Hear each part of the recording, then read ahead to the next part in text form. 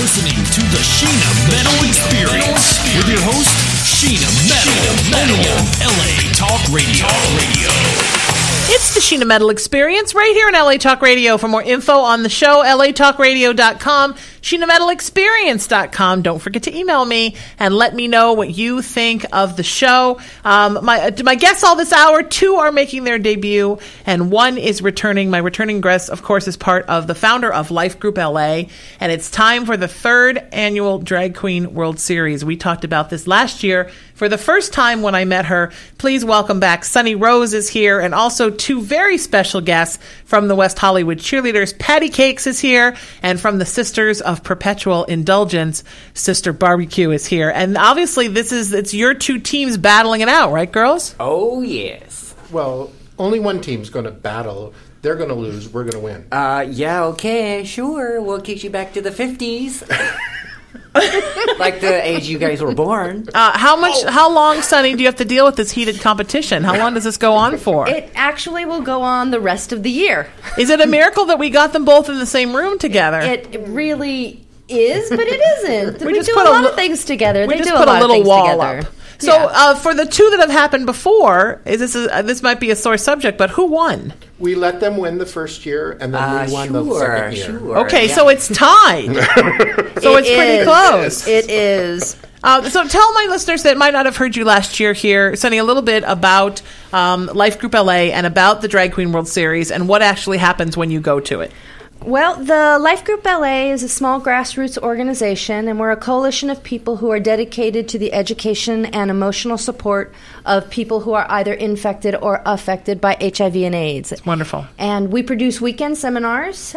We do 4 a year. They are absolutely free, and people come.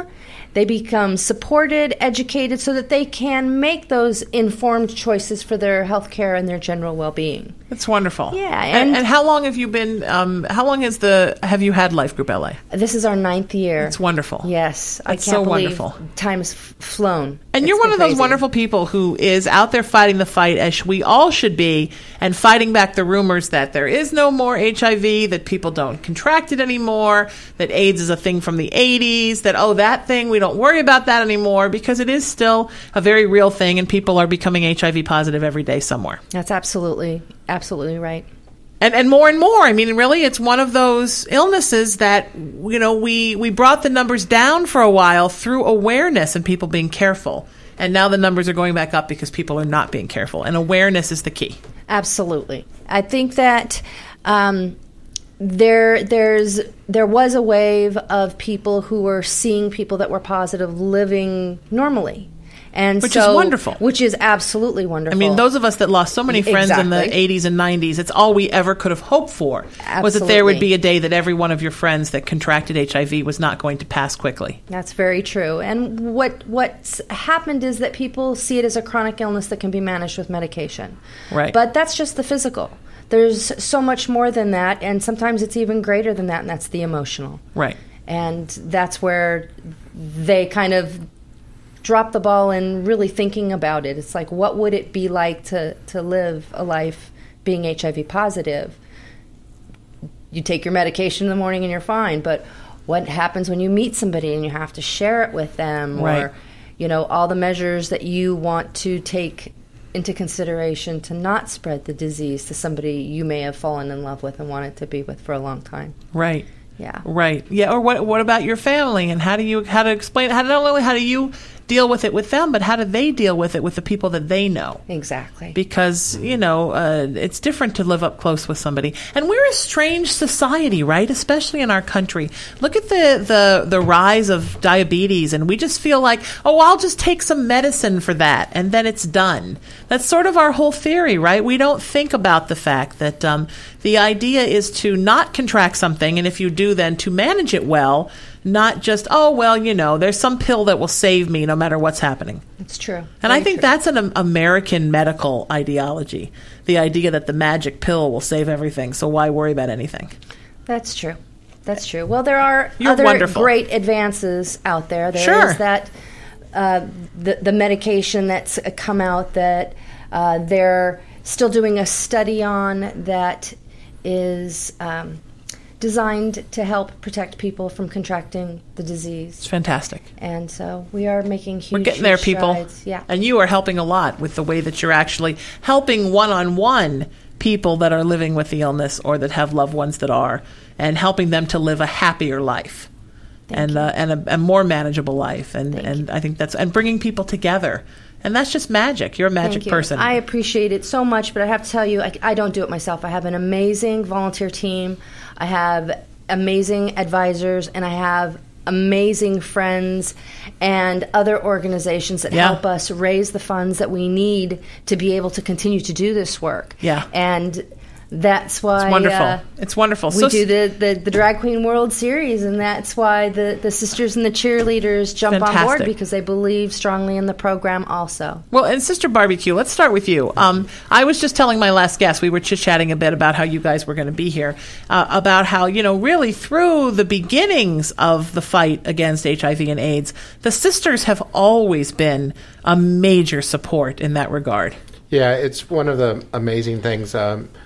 In San Francisco, where the Sisters of Perpetual Indulgence started 35 years ago. Wow. Easter. Wow. They just, as it should be. Yes. They've manifested for the first time Easter weekend. So they celebrate their anniversary on Easter, no matter when Easter is. Sure, right. But they were one of the first people that ever created a safe sex pamphlet.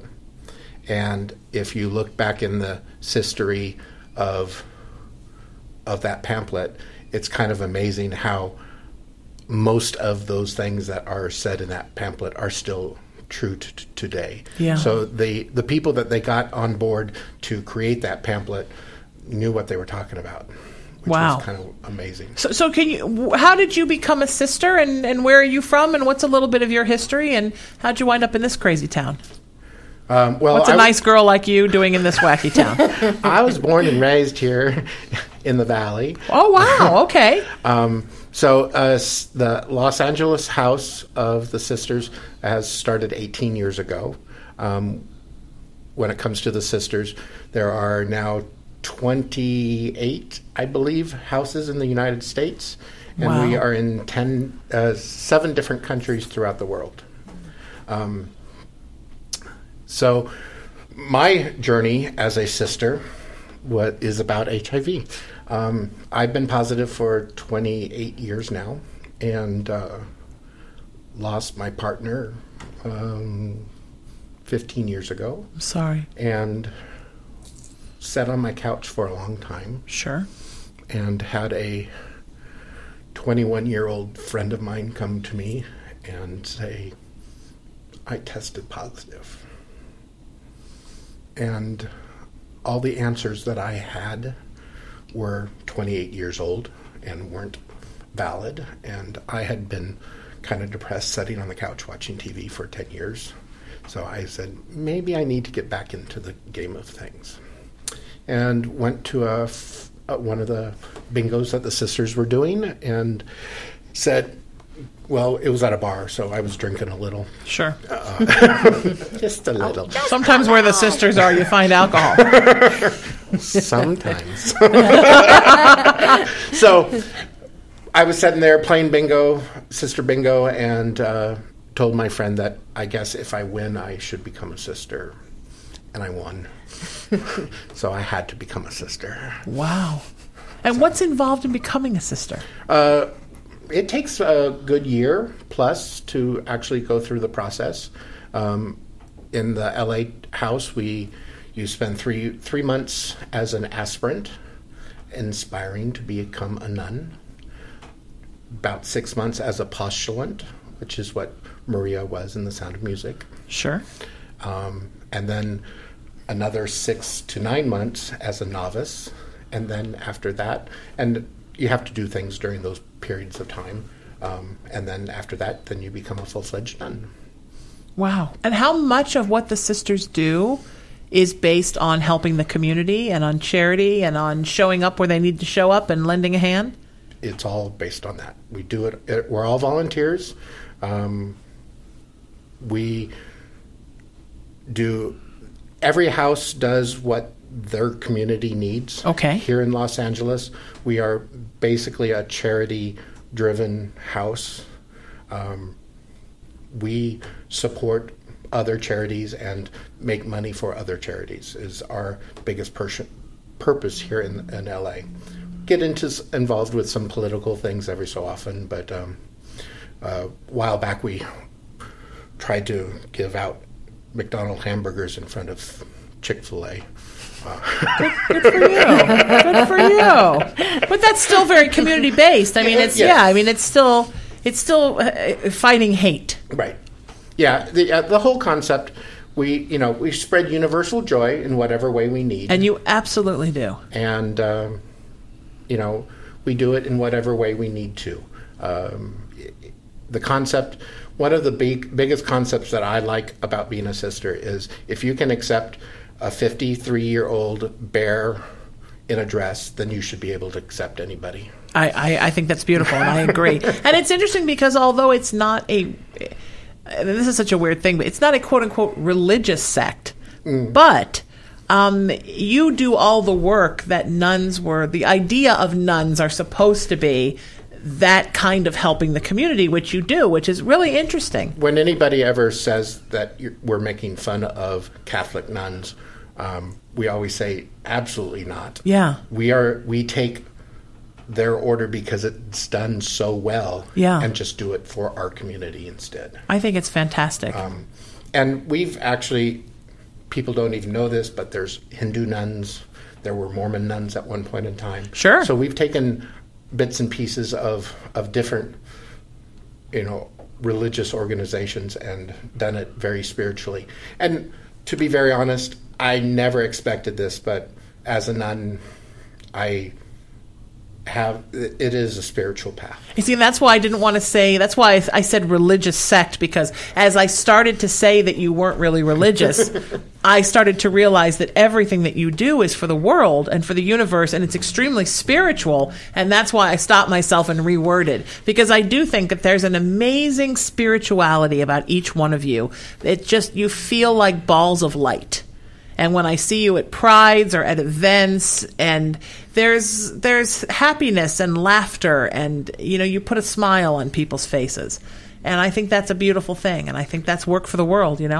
That's why Sister Barbe-Q never wears underwear. Oh, because nothing brings more joy. Yes. Than a free glance at Sister Barbe-Q. I love it. Just because of that, I'm going to stop wearing underwear and only wear short skirts everywhere. So, patty cakes. Yes. First, a little bit about you. Where are you from, and how'd you get here, and why did you want to be a West Hollywood cheerleader? Well, I am a Southern Belle from Tennessee. Oh, fantastic. Yes, I've been here in California for 13 years now. Okay. But I say 10. Okay. Why? I don't know. Because 13's bad news? No, 13's a good number. It's Lady Winchester's favorite number. So. Oh, lovely. And I always seem to do very well on that day. And then what brought you here?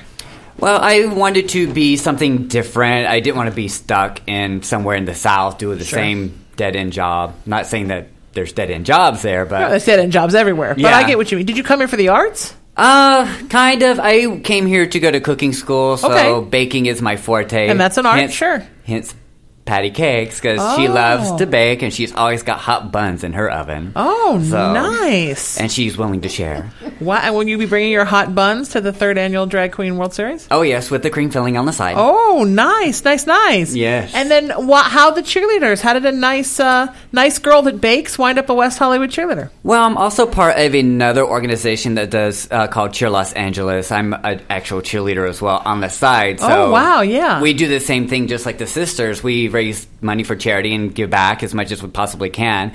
And I wanted to be a part of something more, and work on my drag makeup all at the same time.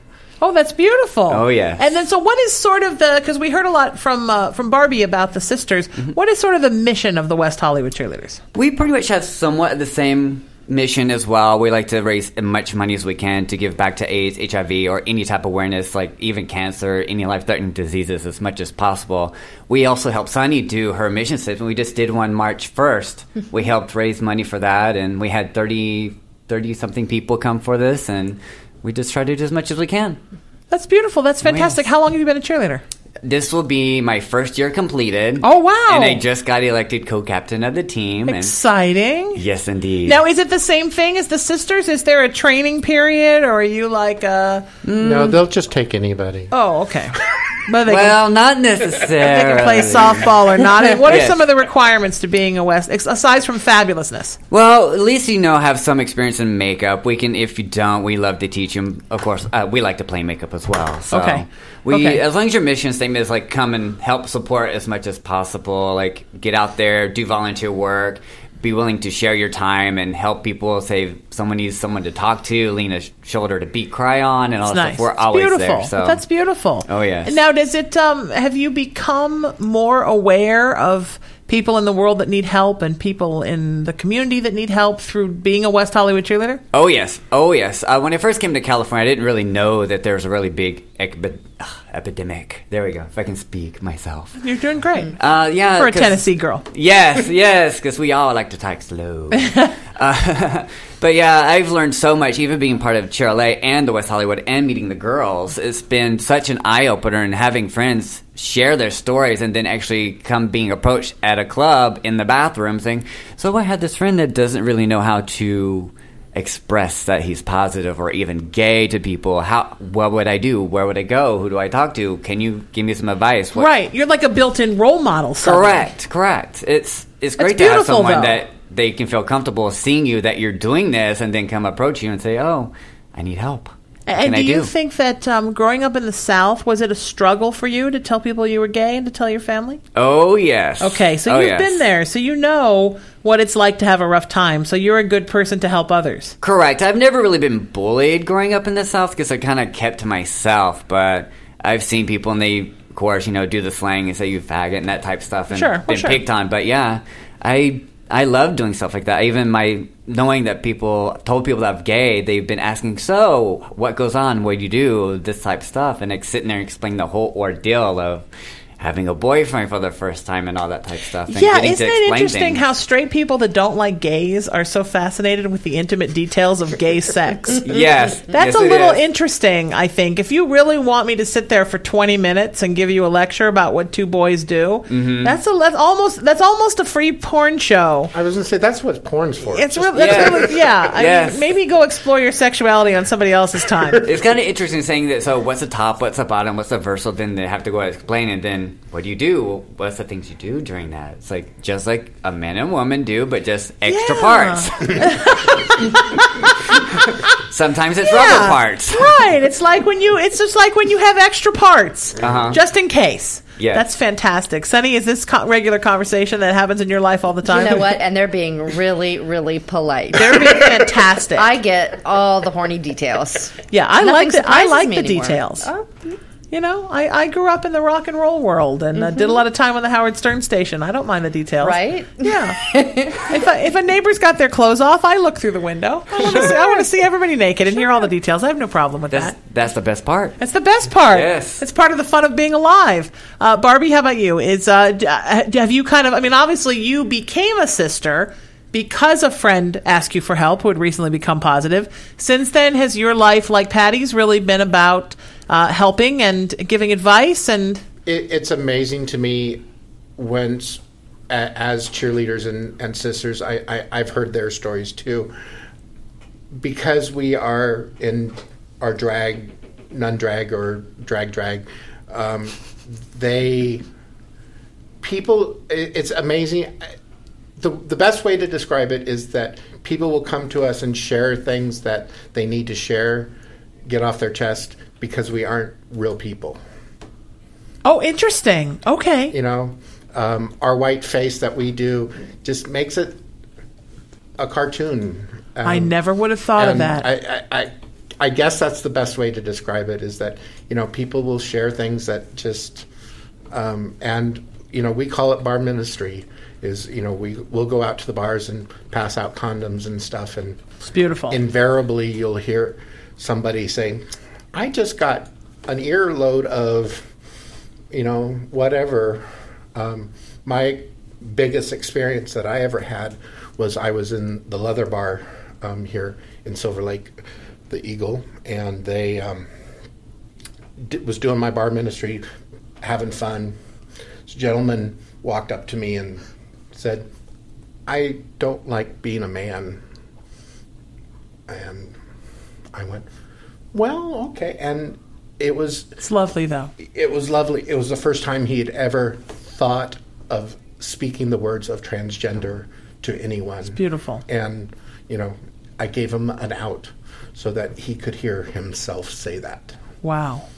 It's interesting because both of you, you, Patty, have a very kind of warm, soft, welcoming spirit. Mm-hmm. You're like the friend that I could tell anything to. So I can imagine that people come up and tell you and ask you questions and tell you about their sex lives.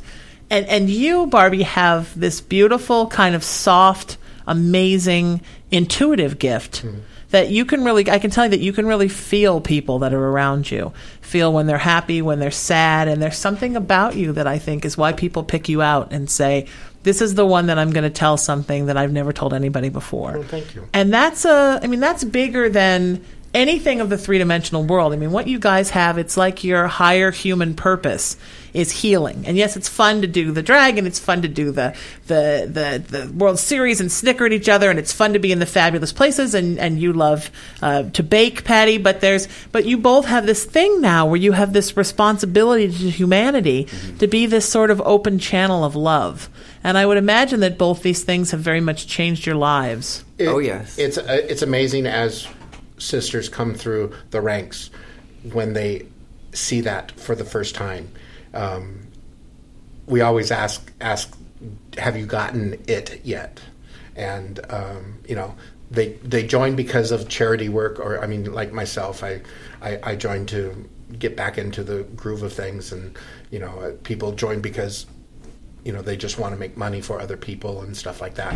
But all of a sudden, there's that spirituality of it's the spiritual calling. It really is. And I think that's what happened in San Francisco 35 years ago.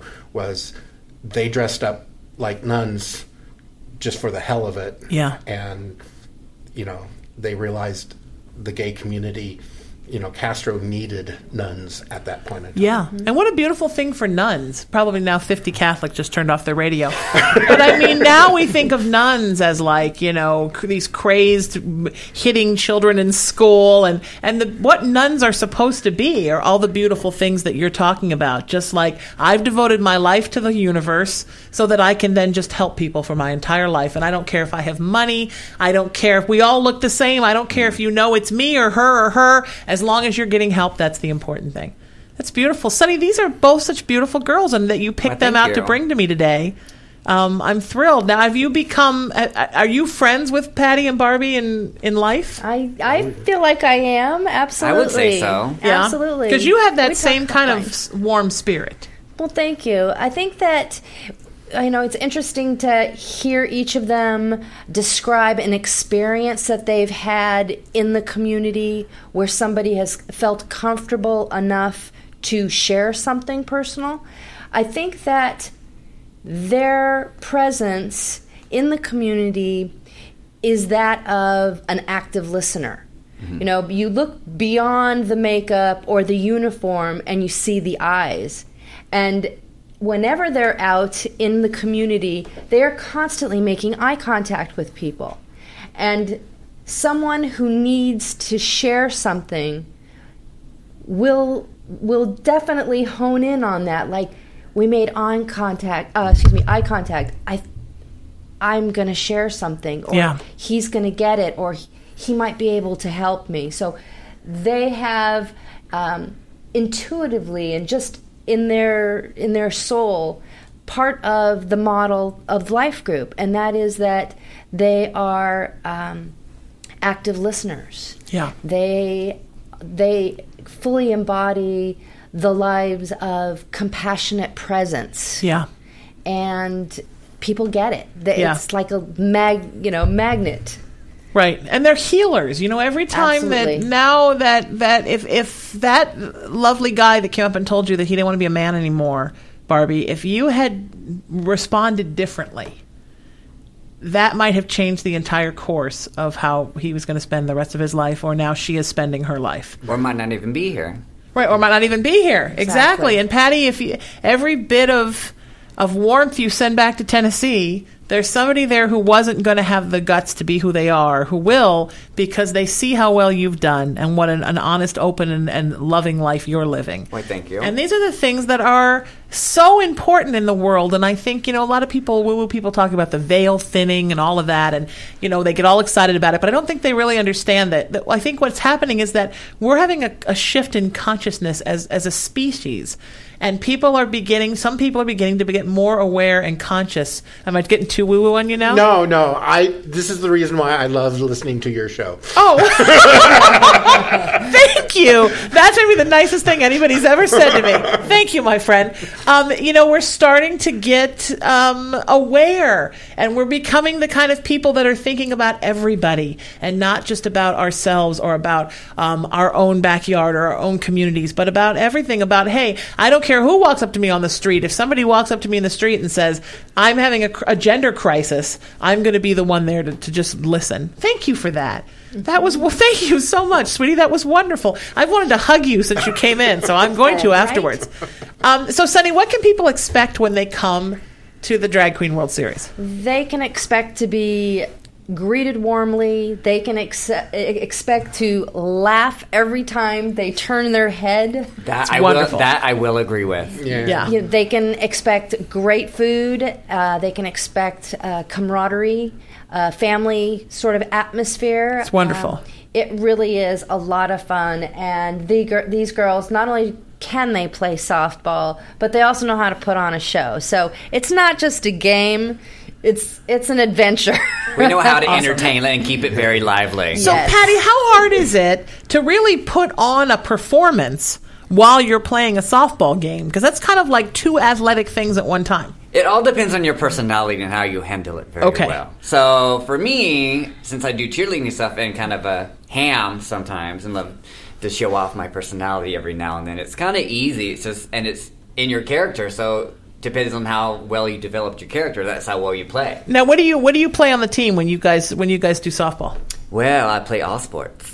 I play pitcher. I've done catcher. I've done outfield. Just like a versatile. versatile. Oh, good. Versatile. No wonder people ask about their sex life. Mm-hmm. All right, so you just switch hit all over that field. Yes, I do. Wow. Okay, and Barbie, how about you? I'll be the one out in outfield. Yeah. With the butterfly net.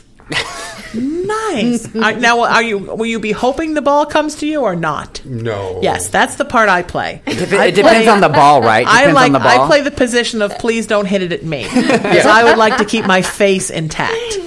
So, yes. 3 years ago when we played, quick little story, I said, okay, I haven't hit a ball since high school. Sure. So me too. I said, I'll go to the batting cage and see if I can do this before I volunteer to actually go on this team. So I hit the ball. The batting cage did fly balls, caught a few. I said, okay, I can do this. It's been 30 years, but I can do this. I the only thing I didn't check was the distance from home to first base. Mm-hmm. That's a long way. It's longer than it looks. Yes. Much longer than it was in high school. Yes. Oh, so you guys play on a real field? We play on a real field. Real field. Oh, wow. Yeah, that's a run, right? Oh, yeah. Especially for my fat ass. Yeah, or mine. Yes. Yes, that was the first thing I thought. I was like, God, I don't want to run. I don't want to stand in the sun. Well, our coronets give us the shade that we that's nice. Well, that's why you also get a runner dirt. You just hit the ball, then you see them run for you. But what about your outfits are heavy, the West Hollywood cheerleaders, right? Cheerleading outfits they're heavy. Well, we got little skirts for our normal. Well, that's good. But I mean, the material itself, oh my goodness, I think of it as being hotter than what the sisters wear, because you guys wear a lot of like sheer stuff. Very airy and flowy. Yeah. Ours not. Yes. Does not breathe, and it holds in all the heat, and then it's black and red, and of course all the black holds in everything, and then time we get out of the field and out of uniform, our uniform is so drenched in the back from all the sweat. Yes, that's one of the things I remember from high school about the cheerleaders is they always look so sweaty after a game. Yes. And it was because they were running around in like these wool clothes. I don't know who made that idea. Varsity. Yeah. Varsity. What do you wear when you cheer with the other? We do a little skirt, then we have a little altar top that we have, and then but we can, when we do other functions besides our praise and stuff, we can slut it up or be classy. if we like. Oh, okay. So you have a variety of... Correct. And what is your sister habit look like, Barbie? Our only requirement is that it looks kind of nunly. Nunnish. Sure. Nunnish. Nunly. Oh, I love Nunly. that. So you can do it once you become a black veil. You can do whatever you want, a full-fledged nun. So a lot of my all my dresses have some kind of gingham to them. I'm the gingham queen. Oh, I like that. And do you make your own? Well, fortunately, my biological mother and I wear the same size dress. Oh. So, I asked to borrow things from my mom, but when I give them back to her, she says, "That's okay, just keep that." Oh, and she likes gingham. So, Torrid is a Torrid shop. That's an advertisement for fat girl shop. But, now, do you have a non-biological mother? Well, in the sisterhood, yes, we do. So our sponsor. Oh, so you have a sister mother. I have, and then you have a mother that gave birth to you. Yes. And your birth mother has the same body as you, yes. as does mine. And I remember once I got up in the middle of the night and I turned the bathroom light on, and then I was half asleep, and I thought, why is my mother standing naked behind me? And then I thought, oh no. That's me. It's a mirror, huh? Yeah. Oh, it's very scary. So the acorn did not fall far from the tree. So that's great, though. So she gives you things. Yeah. And then you just sister them up a little bit. Then I sister them up a little, yeah. Add a little, flair to it. What do you do in your non-sisterhood? Work. But I mean, do you do anything that's the creative? No. So this is the first thing for this idea of making things, and you don't work in the costume world, or no. I mean, I've always I am a gay man, so yes, I learned how to sew early on in life. Oh, okay, wonderful. All right, well that's good. That's not so hard. Sunnie, why these two for the World Series? Why these two teams? Why these two teams? That's why a great drag question. queen World Series? Well, first of all, they were the first two we asked, and they both said yes. Awesome. But because their missions are so parallel to not only each other's, but to the Life Group LA's, it was a perfect marriage. I mean, they're all dedicated to serving the community, our gay, lesbian, bisexual, transgender community, as well as the HIV positive community and those who love them. And it just was a perfect match, and we just thought, because we know each other, we know how fun we can all be, even though what we're working at raising money to produce can be a serious thing, certainly, was that they've got to think this is funny. They've got to think this is fun. They've got to want to do this. And I don't think anybody hesitated at all. I think in the beginning we had to come up with rules like, okay, you have to wear sensible shoes. You have to wear underwear. The Barbie. And we break the rules on a regular basis. Yes. The first year was done at Fairfax High School, which was my alma mater. And what we ended up doing, I mean, it was so packed that we really had to move to a bigger field, which is why we moved to the Glendale Sports Complex. And that's where it was last year, right? Correct. Right. You have to wear sensible shoes or you're going to get heels in the dirt, and then first you're going to get pissed because your shoes are jacked up. Your broken ankle on the way around base. Right, and then your foot's going to crack off. Right. And that's not a good thing, so. And then we were worried about them carrying handbags on the field. We didn't want anybody tripping. And then this year, I don't think there's any rules except the sensible shoes. Oh, I like that the rule is no handbags. But the cheerleaders, you guys have tennis shoes anyhow, right? Yes. Because cheerleaders wear tennis shoes a lot. For parades. Right. Yeah, I was going to say just for the parades. Just for the parades. And for games. And for it's not uncheerleadery to wear tennis shoes. We show up in all the beautiful heels, and then we take them off. Right. Maybe for the West Hollywood cheerleaders, but I mean, it doesn't look out of. And you think of nuns in sensible shoes, anyhow. That's true. Yeah, but our girls, most of them like to wear the heels, and as we call them, hooker heels. Right, but it's not too. See, Barbie wears Crocs. Oh, I love that. So you're more like a real nun in look. Oh, yes. She's the comfort nun. I'm the comfort nun. Well, I have arthritis in my feet, so I couldn't get the hooker heels across the floor. Is it a strange coincidence that my last guest also said during his hour, I have arthritis in my feet? Should that be our Twitter hashtag for today? What's the chance? That's bizarre, right? Yeah. So odd. I guess arthritis in the feet is the way to go. Yeah. But I love that you wear Crocs. Yeah. I think that's great. I have 26 pairs of Crocs. Do you have pink? Of course. Oh, I have bright pink and pale pink. I do too. Those are my only Crocs. I have bright pink and pale pink. Wow. Yeah. Are you sure you guys aren't related? It's odd, right? Yeah, I think you could wear some of my dresses too. I'll send you some. Wow, so odd. I love it. Pink Crocs might be our hashtag as well. This is so fun. When can people go and where can they get tickets? And how excited am I that my friend Dell Shores is going to be there? Oh my gosh. Not only Dell Shores, but we also have a couple of other people that are scheduled to be present that day. But they can go to www.dragqueenworldseries.com. Love it. Click on purchase tickets. They're just $10. You can't even go to a movie for $10 not anymore. And a comedy only in the scary, show, smelly theater. right? And the tickets, your name will be put on a will call list. You just come and check in. There's lots of fun pictures and other information on the website that Wonderful. they can check out. Wonderful. And where can people find out about Patty, about the West Hollywood Cheerleaders? Well, you just go to westhollywoodcheerleaders.org. Okay. Yeah, that's and it. how about you?